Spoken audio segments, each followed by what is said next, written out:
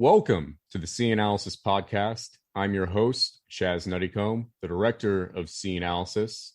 Virginia, you get to decide who will become the next lieutenant governor of Virginia. And I have one of the candidates with me here today. I'm joined by Delegate Sam Rasoul, who hails from Roanoke City, out southwest. He has been in the chamber since, you've been in there since 2013. Am I correct, Sam? I was with the 2013 class and elected right at the beginning of 2014. Yep. In the special election. Well, thank you so much for joining us. Definitely a privilege to have you on. So tell the listeners who you are and what made you want to run for Lieutenant Governor of Virginia. Yeah, Delegate Sam Rasoul out of Roanoke, grew up here in the Roanoke Valley.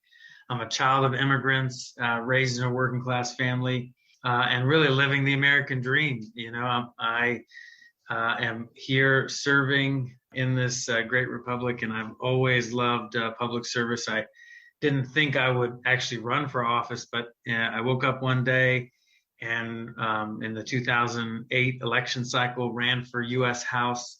I was the youngest congressional candidate in America. Lost, but learned a lot. And several years later, was elected here to the House. Now I'm happily married with 3 kids.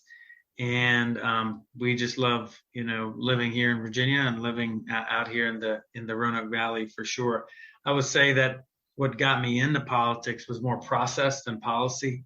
While I've certainly love digging down deep into policy and serve on more committees and subcommittees than anyone in the General Assembly right now. I really want to be able to show that there's a better way to win, a better way to engage. And all too often we feel like there's this zero-sum game that is politics. And we fundamentally over the past 8 years have tried to challenge that here in Virginia. Even starting the Impact Center, which has trained over 2,000 candidates and activists and organizers in a different model of a better way to win, overlaying moral psychology, neuroscience into how we can really approach politics in a way that maybe makes us feel better while we're trying to appeal to people's better angels. And so here, as we move forward, that's an important part of my philosophy in politics, and hopefully I can focus on that as well as your next lieutenant governor. Awesome. So my first question is about former lieutenant governors of the Commonwealth of Virginia. Do you have a favorite one that is not Tim Kaine? Don Beyer. Don Beyer, Congressman Beyer, ran for governor. And one quote that he said to someone that really stuck with me is, it wasn't that I lost for governor, it was the way I lost. I think that he's a good guy and felt like his campaign maybe had something more that it could have offered. Sometimes in the campaign world, there's always this tug and pull that shifts us away from who we are and our values because the pundits or the polls tell us one thing or another. And so while I'm not sure his exact analysis of his own race, that quote has stuck with me because I want to make sure that I run in such a way that I'm proud of what we're representing. And having gotten to know Congressman Beyer for many years now, I certainly appreciate his philosophy and the demeanor that he brings to politics. Personally, my favorite is Henry Howell, Holler and Henry, they called him. He was the lieutenant governor after J. Sergeant Reynolds died. He was elected, Henry Howell, I believe he was elected 50 years ago this year. And Henry's actually relevant to my next question here. The fight against Dominion's influence on Virginia politics, I would say, began with Lieutenant Governor Howell 50 years ago. I'd say it wasn't really until 2017, though, that, on y'all's side of the aisle, it really became a wedge issue. Tom Perriello definitely made that an issue in his gubernatorial run. And when it came to taking the money from Dominion, if I recall correctly, I don't think you've taken a dime from them, if I got that right.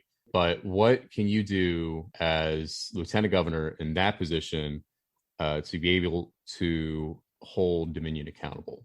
Yeah, Henry Howell is obviously a crowd favorite, and certainly one of mine, but someone, of course, that I didn't know personally. But philosophically, I think that we are really spot on, and I love the pins of keeping the big boys honest. That's exactly the case. Years ago, when I said I'm not taking any special interest PAC dollars, there was a little bit of a scoff, this kind of new idealistic person on the scene. And now, as you see, Chaz, it's pretty much the norm for people new getting into politics. Say, I'm not taking money from Dominion and AEP. And so many folks have stepped up and said, we need this kind of reform. And in my 8 years in the General Assembly, I have just watched so many people come in and stifle real progress because of these real dollars that cloud our conversations. And so I have stood up to Dominion. We've got the battle scars to prove it. To me, it is legalized theft, what they are doing here, taking money from people that doesn't belong to them. And unfortunately, we continue to allow them to do what they want. And now, I think that's why it's critical that we ban all donations from public service corporations. Yeah, I think, Dominion has always had a lot of influence on Virginia politics. And so, they're definitely a big issue, especially in Democratic primaries. Going to kind of a nationwide level, obviously one of the more relevant issues in national politics currently would be racial justice and what to do with state and local police, especially when it comes to reform and whatnot. What can you do as lieutenant governor to make sure that we have a justice system that works for every Virginian and a police force that treats everyone equally under the law? Yeah, we can't pick and choose when we want to push for equity. And sometimes we use those words loosely when we're pushing for justice or equity or equality. And the reality is as a society, we have to make sure that we're pushing for it in all of its forms all the time. And as your next lieutenant governor, casting those critically important tie-breaking votes and then uplifting a variety of different policies that I think are important. To me, it's about thinking about the transparency and accountability that people are looking for. Whether it was locally here when a young man named Keontae Spencer was tragically killed, and we still do not have the dash cam, body cam footage to see exactly what happened there, or a criminal justice system that still has these mandatory minimums, that still, allows for cash bail. There's a lot that needs to be done to make sure that the system is equitable in lots of respects. And so when you take something like bail and say, well, if someone deserves bail, they deserve bail or not. But, cash bail obviously then it makes it so that way those who are struggling socioeconomically, it becomes harder for them to be able to post that bail. And to me, there's something like fundamentally unjust about that. So that's one example of if we're truly going to push for justice and equity in our criminal justice system, we need to make sure we hit it from all angles. Continuing on the topic, Virginia, the legislature here in Virginia voted not to end private prisons in the Commonwealth. Do you support the abolition of private prisons in Virginia? And furthermore, why do you think that vote failed in the legislature this year? This prison industrial complex that we have here in America is something that even the Koch brothers agree. We are wasting so many tax dollars on this nonsense. And here it has just become such a cash cow for these firms. And so what we need to be doing is making sure that we end these private prisons as much as possible here in Virginia, shut down these ICE detention centers, which have no place in our society, but specifically in the Commonwealth. Ensure that we don't have people milking the criminal justice system just for the profit of a few.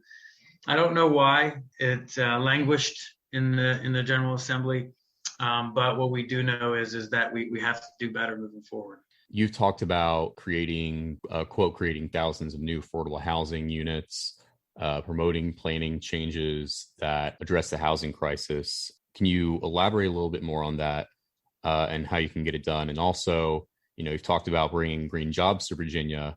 How are you going to be able to get those jobs here? And more importantly, where are those jobs going to be located, these new green jobs you're talking about? Yeah, certainly we need to have equity in our housing policies, making sure that affordable housing, which is a critical issue all over the Commonwealth, needs to be addressed. And one piece of that is looking at zoning. But in addition to that, in the short term, the rent and mortgage relief program needs to continue to be robust while we're doing this COVID recovery rollout. And then thinking through the housing trust fund, continuing to make great investments there. Is going to be critical. But to your point about these green jobs, this is why I feel as though any approach to the environment has to be approached in an intersectional way. And that was what's so appealing to me about a Green New Deal. It wasn't as an environmentalist, it was as someone who grew up in a working class family.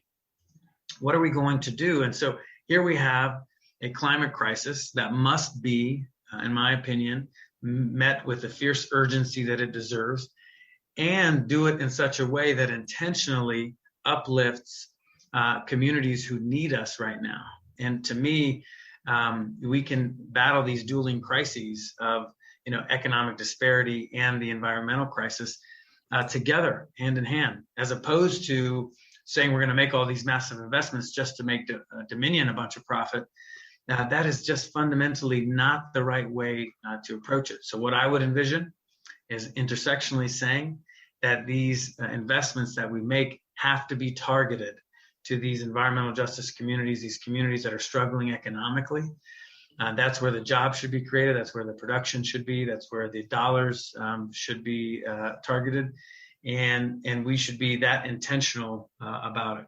As someone who spent almost his entire life in a rural area, let me tell you that universal broadband issue, in my opinion, is a way for the Democratic Party to really start a conversation with us who are a bit further away from civilization. Internet companies, love to kind of divide and conquer rural areas, I'm sure, as you know, and then, you're pretty much stuck with one provider in most cases. But, on the other hand, me, my family, other folk in rural areas, we've been hearing about universal broadband for years now. All of us have. You've got a pretty detailed plan on your site about it, which you can plug in at the end here. My question is, realistically, what's the fastest way we can achieve it in the next few years? When is the soonest we would be able to get that done under your plan? First thing is we have to understand that the cable companies are not our friends. Everyone's going to talk about broadband. Republicans, Democrats, it's a universal problem. The question is, are we going to continue to allow the cable companies to dictate what's going to happen here in the Commonwealth of Virginia? And so we have to remove some of these regulatory barriers. It would be ideal for us to declare this a public utility, just like our roads right now. We allow private industry to travel our public roads. I mean, that's what we should be doing with regards to how we should handle broadband. But very specifically, how we can get there in the short term is over the next 4 or 5 years is to allow for example, these broadband authorities to be able to compete for public dollars, allow for broader bonding authority by localities and these broadband authorities so that they can bring in and help to build out some of that infrastructure.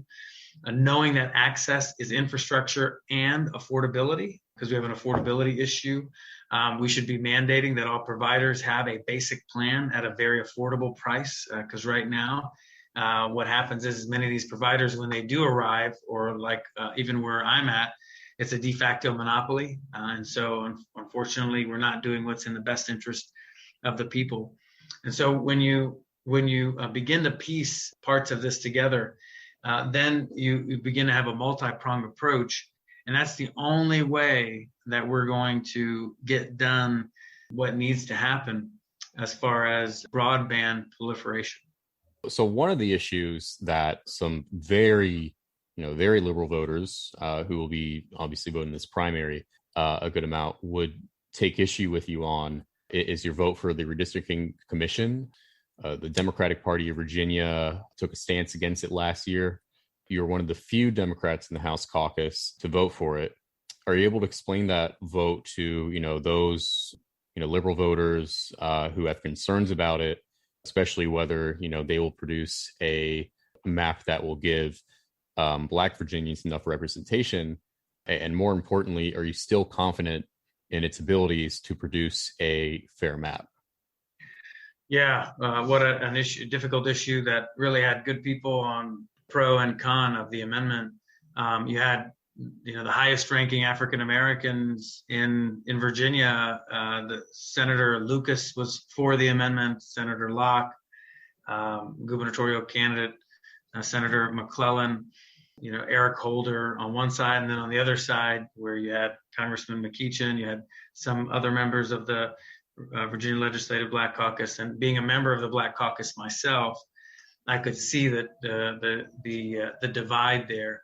And it's a very touchy and tricky subject. But here's what I saw, in the cons and the pros of the amendment. First, some of the cons are that it isn't truly independent. Of course, that would have been ideal for me. And then second, integrating some of the criteria, which we passed by law, but integrating that into the Constitution, to me, would have made the amendment stronger.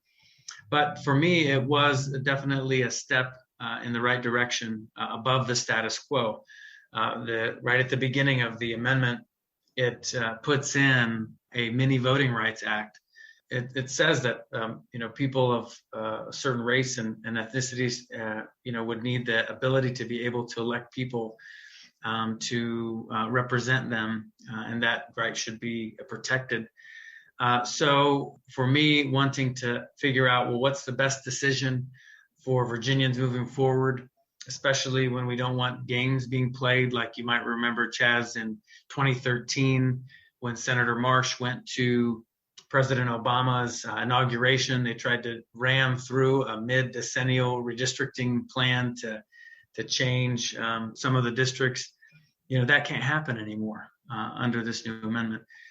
So while there's a lot more work to be done, to me, it was a step above the status quo. Final question. Do you support getting rid of right to work in the Commonwealth? If so, what would you be able to do as Lieutenant Governor to get that done? Because, even if it's able to get past the House, the Senate is where, I'm sure, as you know from your experience, a lot of progressive legislation goes to die. Well, I support repealing right to work. I certainly have voted that way and will continue to vote that way as Lieutenant Governor. And for me, having the first campaign for Lieutenant Governor in Virginia history to be unionized, having been brought in to politics by a local union president here in the Roanoke area when I started many years ago, I just think that workers should have the ability, without too many hurdles, to be able to organize and represent their own interests. I mean, there are so many powerful special interests that are lobbying us in Richmond. Let's just make sure that our working families have the ability to be able to represent themselves. Okay. Sam Rasoul, thank you so much for your time. I hope to have you on the show again, regardless of whether you're the nominee or not. If you are the nominee, though, I definitely want to have you on here again before the November election. Where can people find you and learn more about your campaign and candidacy? Yeah, you can visit our website at sam4va.com. We're all over social media. We certainly would love to engage with you and would value your support with 23 days left before early voting starts. Today's April 1st as we're recording this. We certainly would love to have your support. Awesome. All right. Thank you so much. Thank you, Chaz.